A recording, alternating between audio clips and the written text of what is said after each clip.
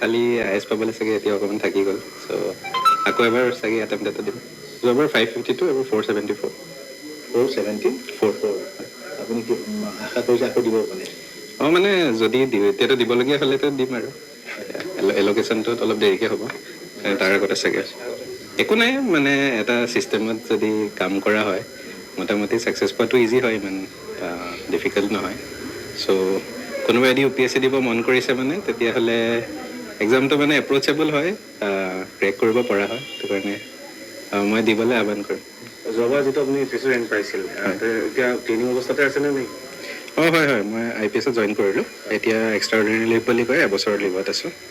তাৰপিছত আকৌ চাগে যাব লাগিব জইন কৰিবলৈ এইবাৰতোতো মই অকল ISA দিয়া আছিলে প্ৰিফাৰেঞ্চত চ' ছাৰ্ভিচ এল'কেশ্যন নহ'বও পাৰে যদি ৰেংক মানে ISৰ ৰেংকৰ ভিতৰত নহয় পাই যাব পাৰে মানে সেইটোতো নাজানো এতিয়া এল'কেশ্যন হোৱাৰ আগতে ক'বলৈ বহুত টান হয় খালি পুৰণা ট্ৰেইন মতে চালেতো পোৱাৰ চান্সেছ কম আছে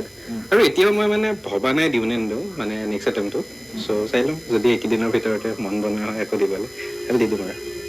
ভাল লাগিছে UPSCত অসমৰ পৰা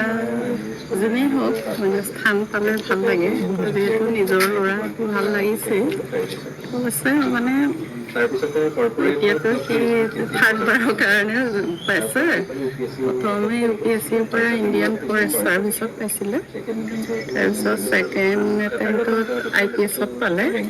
এইবাৰো এতিয়া ৰেংক 474 আহিছে